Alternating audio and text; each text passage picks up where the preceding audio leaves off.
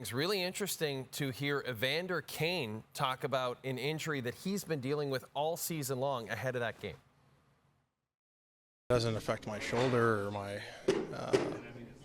upper body to a degree. It's really just anybody who's had that type of injury understands it's more skating and quickness and agility and quick movements.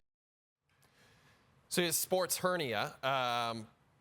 This is what he's talking about. A lot of talk about this. Why would he talk about this now ahead of this series? What do you make of the timing of that? Well, we just heard Sheldon Keefe basically not divulge any details. Right. And Evander Kane decides to say that he's got a sports hernia.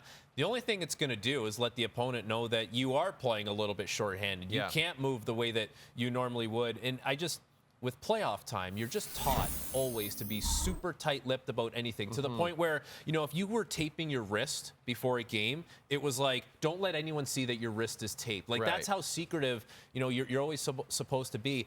I found it a little odd, and I wonder, how did the Oilers look in that situation? Do you kind of put the team in a bad spot when you kind of divulge that information? And then, I don't know, everyone talks about Vegas, right? Vegas circumventing the cap and using LTIR, where there's an example of a player in a Canadian market who has a legitimate injury, who probably could have used the time off, could have used LTIR in that moment. But, I think when you bring it back to the Vegas thing, it just goes to show you how bold Vegas is willing to be, that they're willing to play without some of their star players, and some other teams aren't willing to play without good players on their teams for periods of time. And it was, an up and down second half of the season for Evander Kane, to put it mildly. It at least explains a few of those reasons, right? Yeah. I mean, at least it gives them an out in that way. It's like you said, though, just the timing is very unusual for this time of year. So Edmonton faces the Kings for the third straight year. They dispatched them for 2 straight years. Do you think they'll make it a third?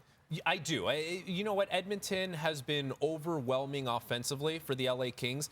And where LA has a little bit of a crutch when they play, it's like they really rely on that 1-3-1 way too much, to the point that, puck pursuit almost falls by the wayside. It's like they're going to live and die by that, sitting in the neutral zone and waiting for the Oilers to make mistakes. The problem is, you give enough time and space for the Oilers' best players to skate the puck up the ice with speed, they're going to find ways to knife through it and have different attacks, different angles of attack. So I expect that to be the same case. And the Oilers are a better team now than they were last year, than they were the year before. Yeah. And to be fair, the Kings are better because they've had improvements from within. Quinton Byfield has now emerged onto the scene. Adrian Kempe's a really good player, all that kind of stuff. The thing is, the Oilers are expected to go far. They've been knocking on the door, and the fact that they've made themselves a better team and they're in familiar territory, I do still think the Oilers win this series.